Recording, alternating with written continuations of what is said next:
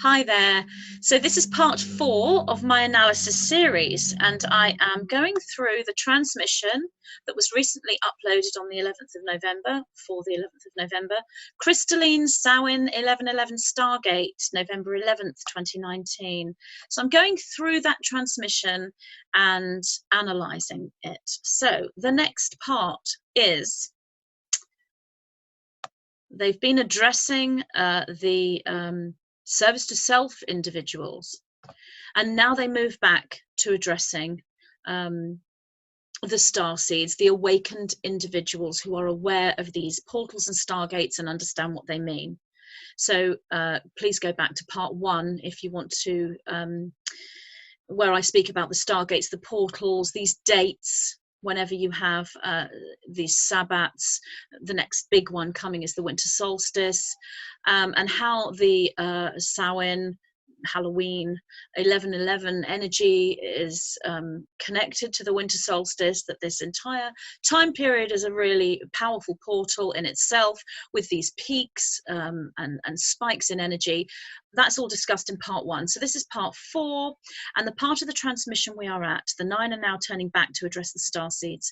And to those who hear our words, who know of and create the portals, we present to you now that which you have unknowingly and knowingly manifested as the Samhain 1111 merged portal of light peaks upon your planetary reality in alignment with yet new diamond and crystal light codings within your DNA field. That is pretty self-explanatory. I will go through it though. To those who hear our words, so those are individuals who are listening to these words, who hear these words. You do not have to understand the transmission. As I've said, everything goes in energetically, and then as you go away and go through your everyday life and go to sleep and go into meditation, start thinking, the triggering that's given within the transmission starts to activate within you, and the information starts to come up in your own personal way, and you start to make sense of this material. And that could take hours, minutes, days, weeks, months, years. It's just the way that we respond to these activations. I will say it's not taking weeks or months. It's taking hours or potentially days to process this information in your own way. So those who hear our words, who know of the portals, who understand and are aware of these gateways, usually occurring at sabbats, full moons, and other auspicious and important occasions, the next big one being Yule, the winter solstice, who know of and create. So you know of these portals, you're also creating them. Through your knowing of them, you create them. It's a two-way working. Creation and creator are one. They are one and the same. For as you observe, you create what you are observing. So as you know, as you see, you create that which you see. If you're in alignment, I mean, you'll create something even if you're not in alignment, but it may not be a vibrational match to what you're seeing. So you line up with that which you see. You line up with that portal, that date, that gateway, that stargate. So you create them as you line up with them. And to those who hear our words, who know of and create the portals, we present to you now, so they're presenting to you that which you have unknowingly and knowingly manifested. So you have manifested this knowingly. Some of you are absolutely aware of your manifestation, and others are not, but they have still taken part in that manifestation as the Samhain 1111 merged portal of light. So we're looking here at October 31st into November 11th. It actually went to November 13th. So you've got this little sort of portal gateway from October 31st to November 13th with the peak. There was a peak on the 7th of November. Now that was a peak of Samhain energy. So we've got this Halloween, 31st of October, often experienced as Halloween, but the true portal is Samhain, spelt Samhain and pronounced Samhain or Samhain, some people say Samhain. That is traditionally celebrated around the 31st of October and the 1st of November, so Halloween time. But the Nine told me that the peak of the Samhain energy was on the 7th of November. Then you move into the 1111, and that's another thing. The 1111 was not an 1111 portal because it wasn't a triple 11, it was a double 11. But the one way of looking at this is through numerology. So you could see November the 11th, 2011. So we've got 11, 11, 11 in the date. So we're looking at numerology. Another way of working with numerology is looking at what the days add up to. So, for example, last year on November the 11th, it was the 11th day of the 11th month, but 2018 added up to 11. So you've got the numerology of the numbers that are there in front of you, and numerology of the numbers that you can count down to if you add up all of the numbers within that date. It doesn't always match up like that, because obviously the 11/11 2018, if you were going to work that way, then the actual 11 in the month would be a 2. So the thing is, it isn't about the numerology necessarily. That's just part of it. It isn't about the Gregorian calendar. It's about the consciousness of the individuals on Earth. It's about humanity. And where humanity see these dates, they have a knowing that these dates are important. They're codes, they are signs, they're universal signposts, they are information from the universe within their own personal subjective experience that is meaningful to them. And when critical mass is reached, when there is an acknowledgement of that date, then that creates the portal in itself. So that's what happened November the 11th. You created the portal, and that's what the 9 mean when they say those who know of and create the portals. That's how you create the portals, by your knowing of them, reaching critical mass on a large scale. So really, could you create a portal or Stargate on any day? Absolutely yes. If enough people get together and have an awareness that that day and time is going to be of collective importance, and they all are focusing on that at the same time, they will create a portal, they will create a Stargate, because the true Stargate, the true portal, is actually within you, within your own expansion, your own DNA field, your own matrix field, and you just simply connect that as a consciousness, because your environment and you are one. So you are creating these things, you're creating these waves that I was speaking about, the rainbow waves, the sine waves, you're creating them. So that is how the 11/11 was created for this year, as it wasn't truly numerological in all of its sense, as in every single date, month and year taken down to its singular denominator or singular numeral, but it was a recognized, and it is every year, the 11/11, because that is a major symbol for the law of one. We've got 1/1/1/1, 11th of November, 11th day, 11th month, or if you're in America, you put the month first and the day after. Either way, it's still an 11/11. So it's oneness, it's unity, it's the law of one, and it's recognized every year. In fact, it's recognized every day. Individuals who are understanding the 11/11 and the importance of the 11/11 as a master number, and probably the most, or one of the most powerful master numbers, they recognize this at 11/11 in the morning and 11:11 p.m. in the evening. They recognize this when they get an email that comes in at 11/11, or when something occurs at 11/11. There are individuals who follow the 11/11 symbology and signs very profoundly as part of their meaningful subjective experience. And 11/11 itself is a trigger for awakening. You can have completely asleep individuals who are not awakened to the reality of the ascension timeline and the higher dimensions and the reconstruction of the DNA at all, and all they see is the 11/11, and they awaken to the 11/11 phenomenon, which takes them into the fourth dimension in and of itself.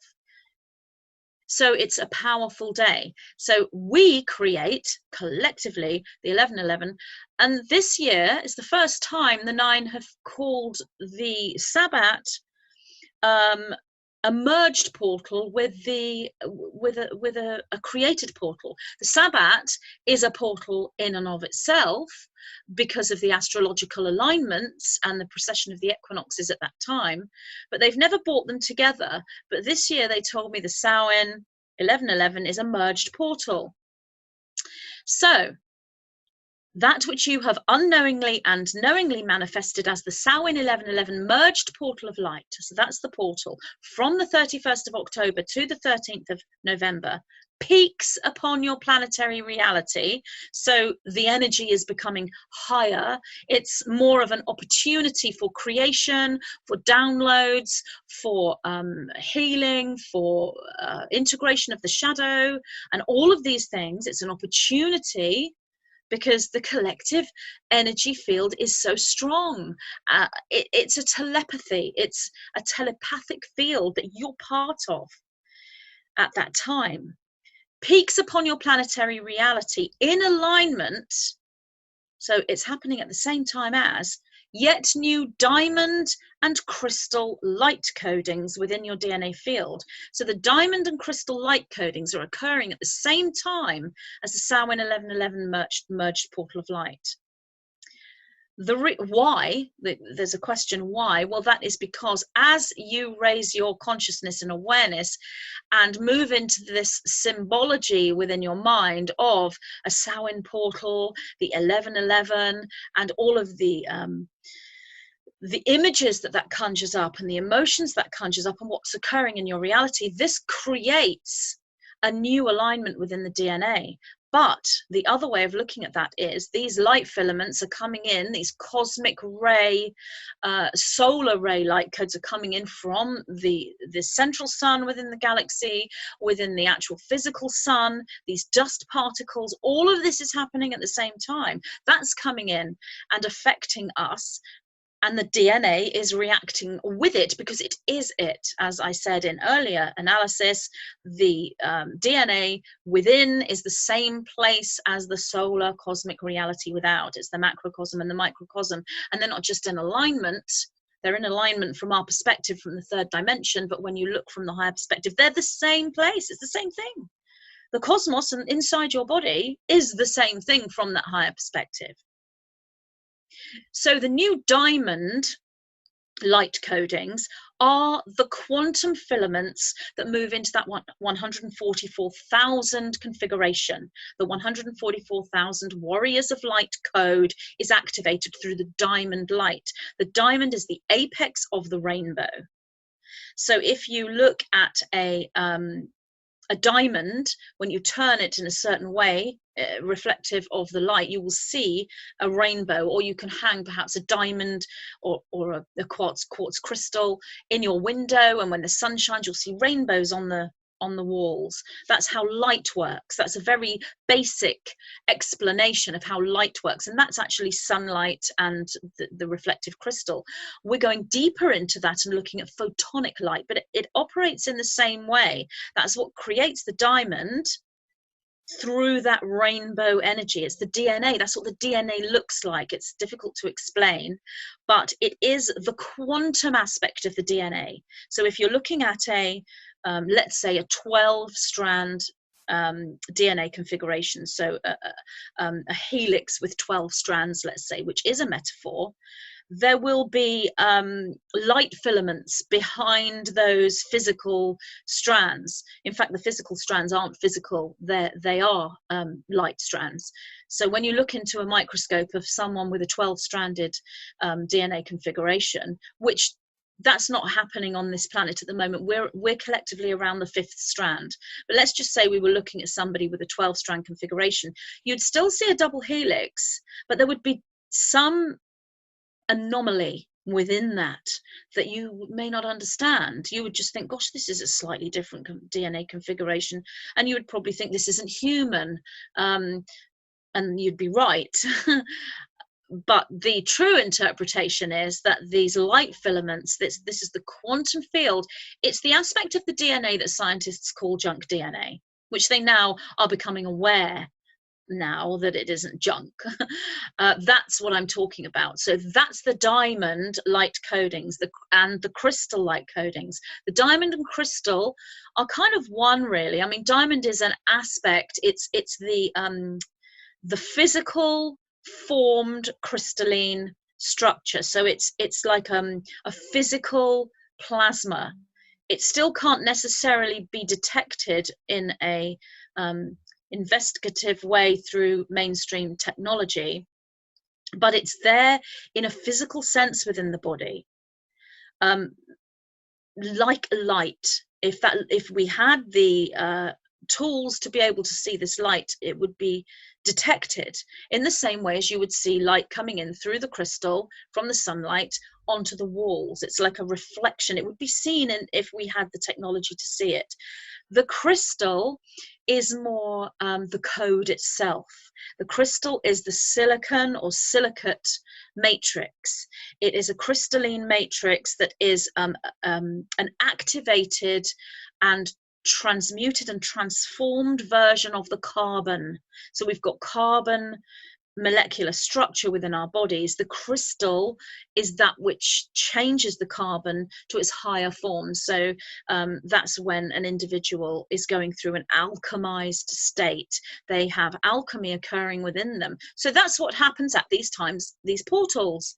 You go into an alchemy, and that's why you can receive the downloads, and that's why you can activate the beyond the theta brainwave state and balance the right and left hemispheres of the brain and go into a trance and have loads of synchronicity occur, and make connections with higher guidance and ascended masters and archangels and all of that, because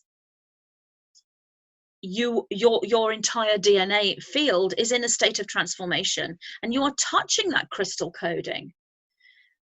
So the portal aligns, this Samhain 1111 merged portal aligns and peaks at the same time as these new diamond and crystal light codings. So just new codings. As new knowledge comes in, new awareness comes in. And as I was saying in the last analysis, there are moments when you receive information and you know that it's information that, had you received it 5 minutes ago or a week ago, it would have been potentially not a good thing for the starseeds, because the service to self groups would have been able to detect it and been able to do something about it. When you receive energy in divine timing, it's too late for the service to self individuals to do anything about it. And that is what happens at these times of these portals. The knowledge comes in divine timing. And the reason why it's too late is because it happens in a critical mass. So if like 1, 5, 20 people all had this knowledge, they're very minor, even though they may have an expanded consciousness between them. Critical mass is more than 20 people. You know, we're looking in the hundreds, potentially the millions. And it's too late for the system to be able to trap that many people. The system has to change to accommodate that many people. It can't suppress anymore. And that's what I was saying in the last analysis about suppression is no more. It's not a tool the service to self individuals can use anymore, because there are too many people that can't be suppressed. It's all the same thing. So the 9 go on to then say, the traditional 31st of October Samhain Sabbat held the subconscious feminine moon energy and was passed through with many who held the seeds of moon creation. So on the 31st of October 2019, the traditional Samhain Sabbat, which is Halloween, that energy on that day was the subconscious feminine moon energy. So that's the energy that was within the collective field, and that comes in through the individuals who are incarnated on the planet, the geology of the planet itself, through this moon energy. So there's lunar cycles and astrological cycles that the 9 don't really talk to me about in an astrological sense, because my path is not that of an astrologer. But if you do go and speak or listen to an astrologer, I can recommend two. I would recommend Pam Gregory, who lives in the area that I live in, and I know her personally. I also like Aluna Ash. I've listened to a couple of her videos before, and I like her information. It's really in alignment. It's very different to mine. But if you want to know more about the astrology of this, I recommend those two individuals. That there are lots of other astrologers out there that are wonderful as well. So go with your intuition. But I'm just mentioning those two individuals. So the subconscious feminine moon energy was the energy, the frequency within this 31st of October Sabbat.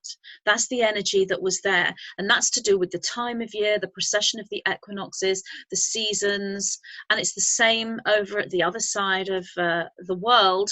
There would have been a different energy there because obviously it's not Samhain over in the other hemisphere, but the energies are the same. The energies are the same globally. So even if it's not Samhain and you're living in the northern hemisphere or the southern hemisphere, it's the same energy in both places. Well, ultimately it's the same, but over in the other hemisphere it would be Beltane, and that is a different energy. So there would be a different energy in the two hemispheres, just like there is in the brain. There's the left hemisphere of the brain and the right hemisphere of the brain, and they both hold different energies, different frequencies. They do different things, and it's the same with the hemispheres of the earth, but you still access that portal, that gateway, and the subconscious feminine moon energy is there within both of those at the same time. But there would be a different energy over at Beltane. So this was passed through with many who held seeds of the moon creation. So we're looking at individuals who held seeds of the moon creation. So what does that mean? Well, these would be conscious individuals who are aware of the Sabbat.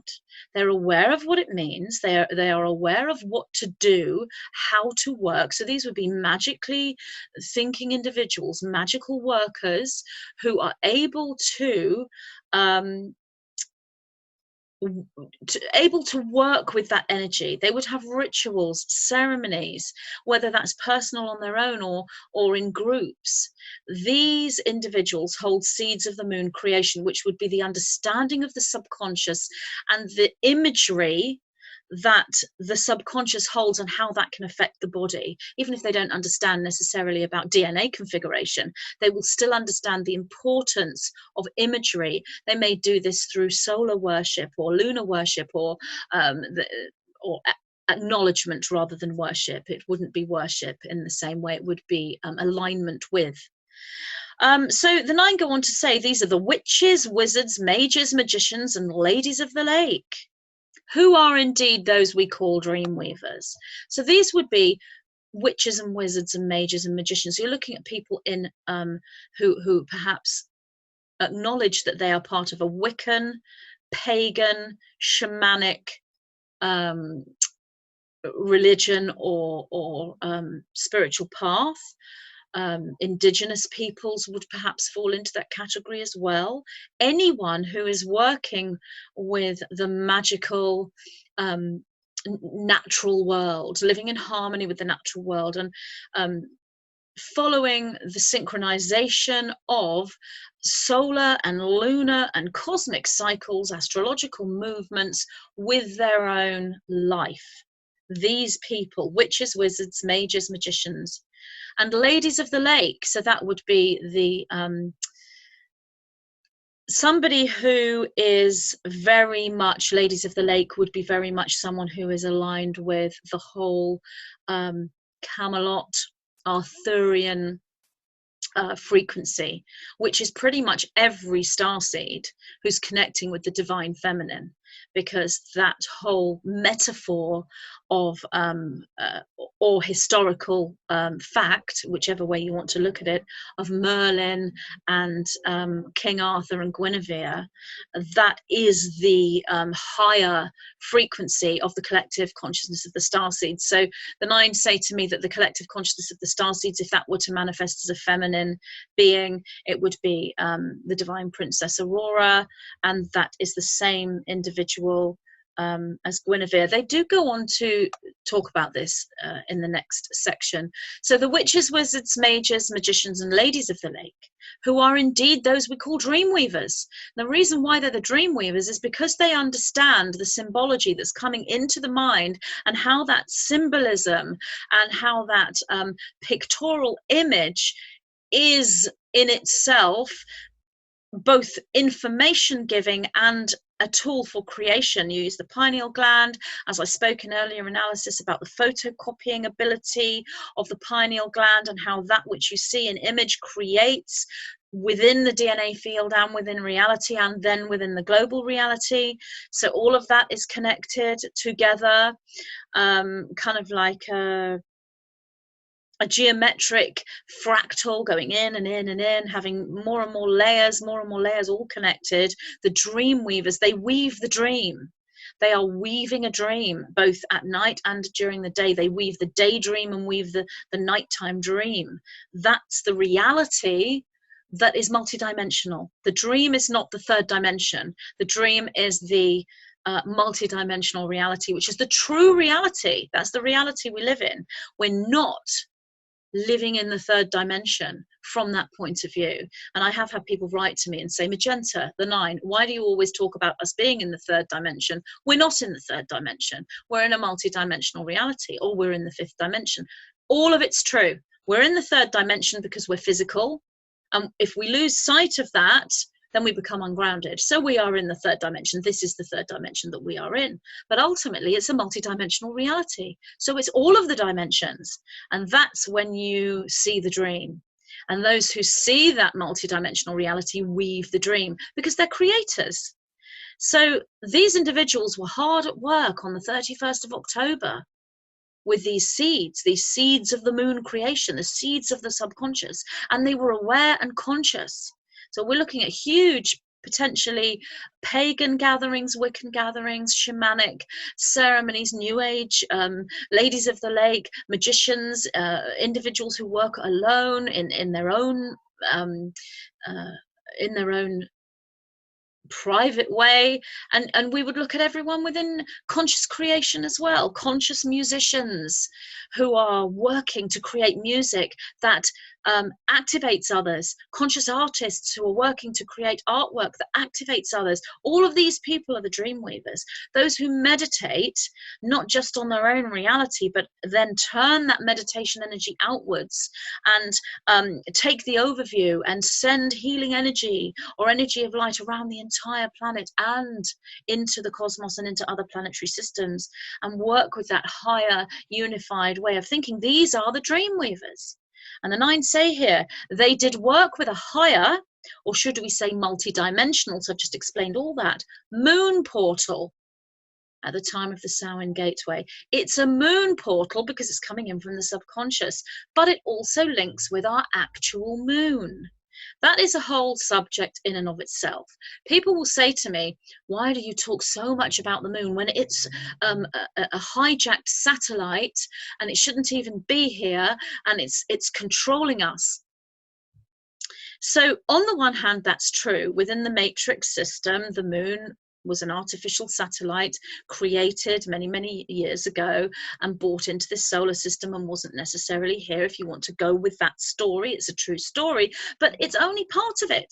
Just like Adam and Eve and the snake and the apple in the Garden of Eden, it's just a 1% picture. It's not the truth.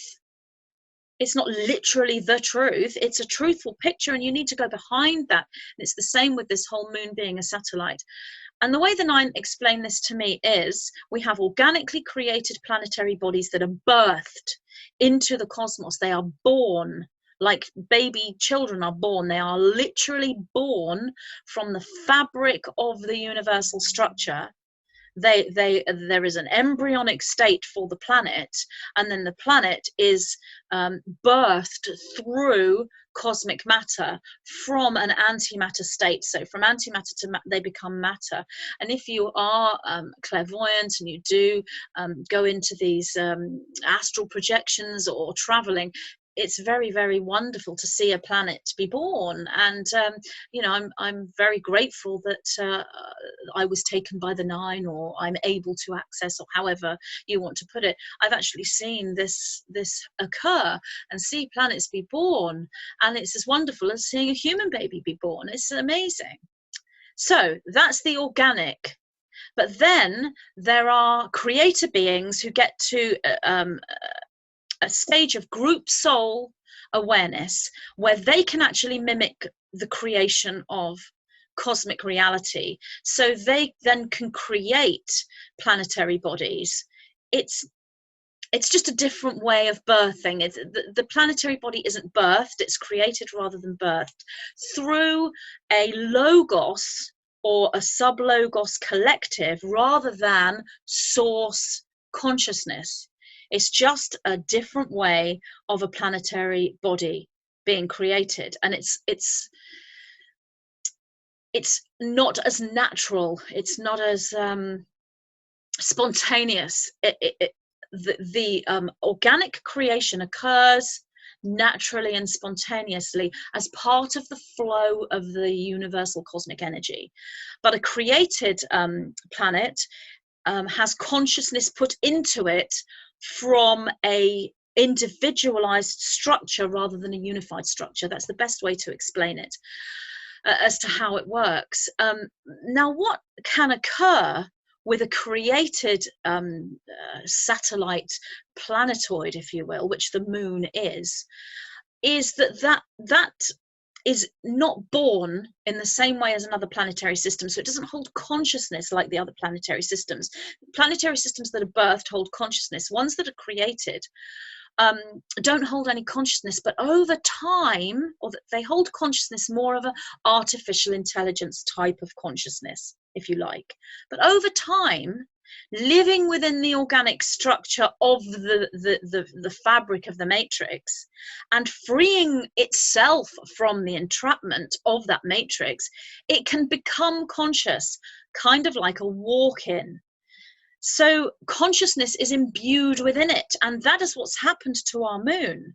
So our moon is as beautiful and as magnetically healing and has the ability to connect with just as much as a birthed planet.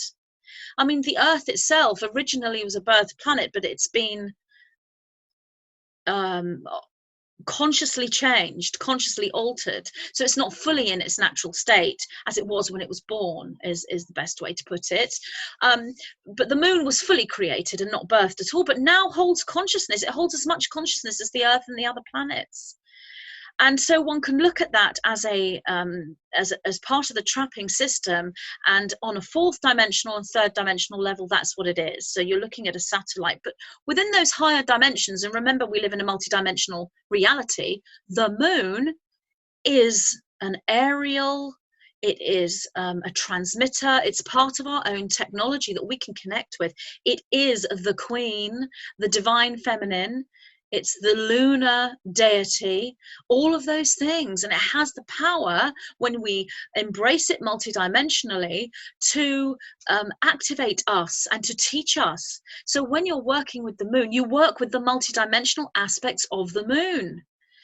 Acknowledge that it was originally a created satellite, but don't sit there thinking, oh, it's a matrix, I hate the moon, because, you know, they're up there looking at us and controlling us and beaming down with their satellites. That all may be true in the third and fourth dimension, but we don't want to be trapped within the third and fourth dimension.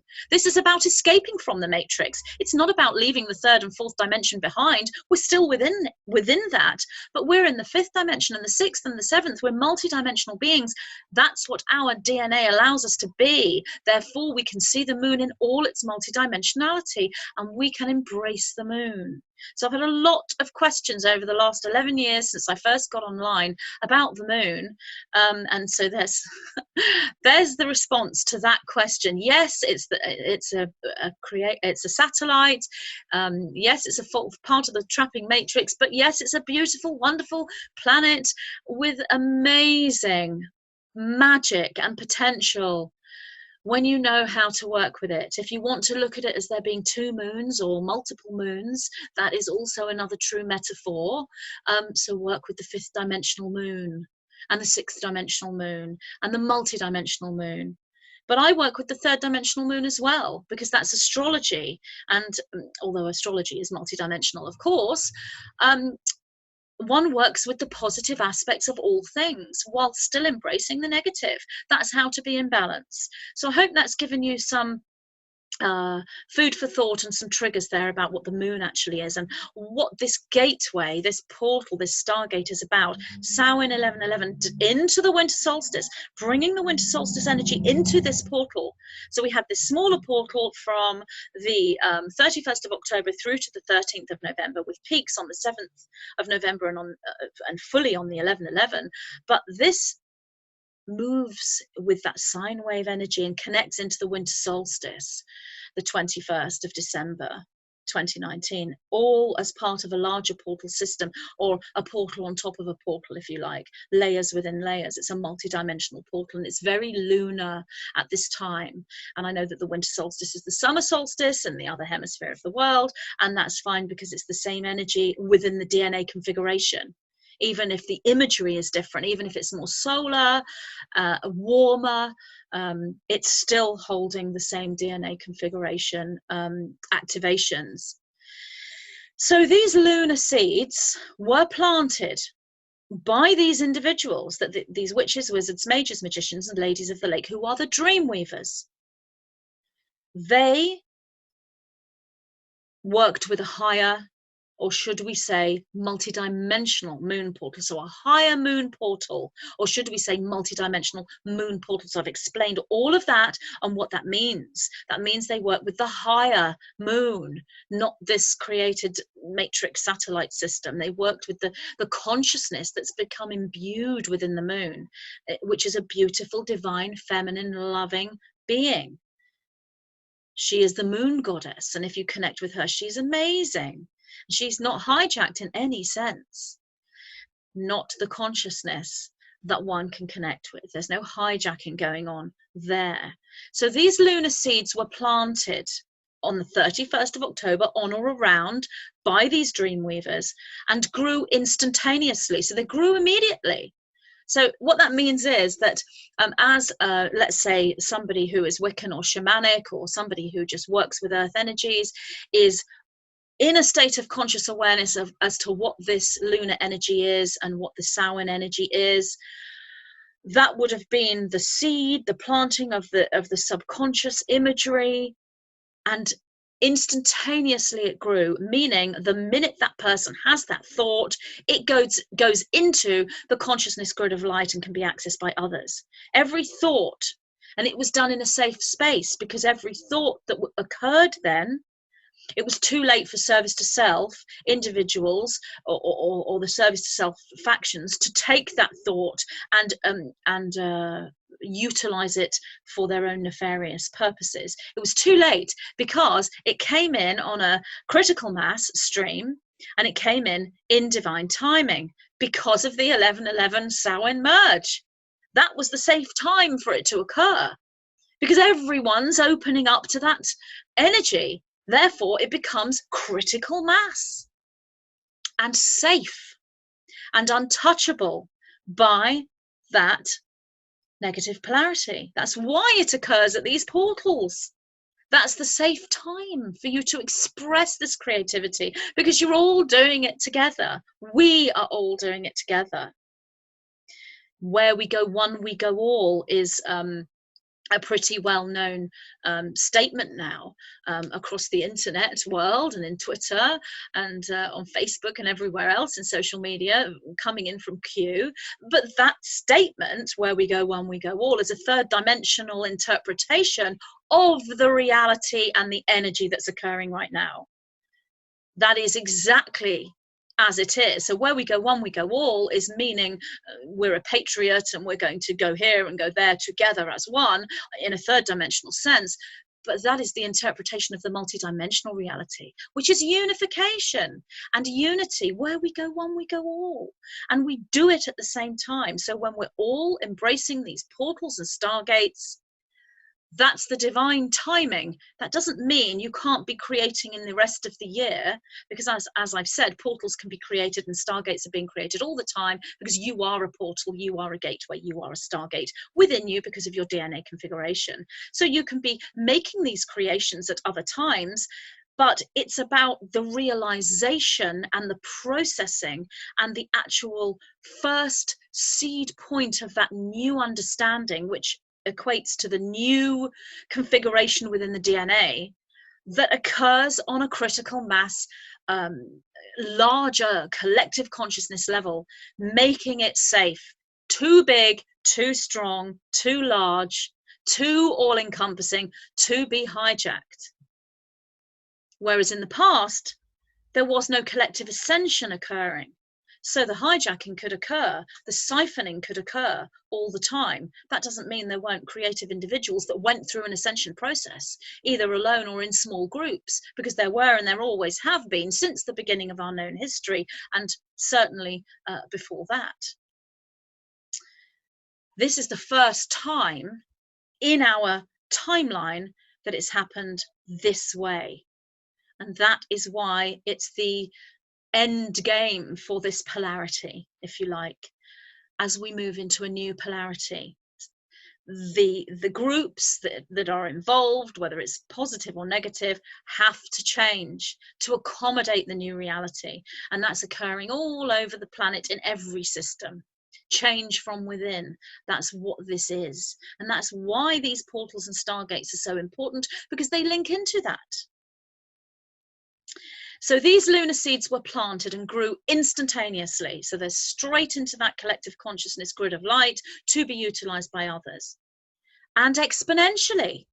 So they didn't just grow instantaneously, as in immediately, they grew exponentially instantaneously. Exponentially means very far reaching, growing in a bigger and bigger and bigger way. If you Google the word exponentially, you will see the pattern. When the Nine first said the word exponentially to me, I didn't have a clue what they meant. I hadn't really heard the word. And so I had to Google it. I thought, I do this all the time. They'll come in with words and I think, what does that mean? And I Google it and think, okay, that makes sense in that sentence, I guess. So exponentially, if you Google it, you will see a pattern mathematically as how an exponential line or curve works. And that's how these seeds were planted.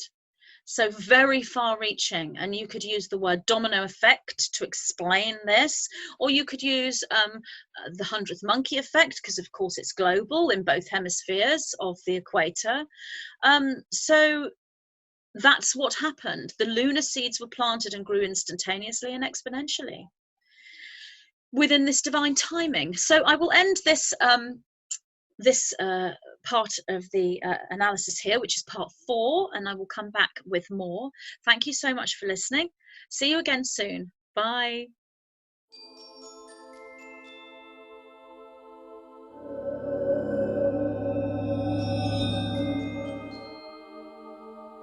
In this transmission from the White-Winged Collective Consciousness of 9, I, Magenta Pixie, bring forward information specific to utilising the rose gold flame as antidote to 5G, EMFs, chemicals, chemtrails, and similar. The presented template utilises the Schumann resonance, and the technique is alchemical unification. In this book, the 9 discuss synchronicity, discernment skills, and understanding of discordance and disharmony within truth and lightworker communities. They present a workable model of expression, assisting the spiritual explorer in creating a necessary toolkit. This allows the individual to construct a shield, bringing safety, harmony, expansion, and cohesive sovereignty into their own personal reality and their matrix field. I am pleased to present my new short book, The Black Box Program and the Rose Gold Flame as Antidote.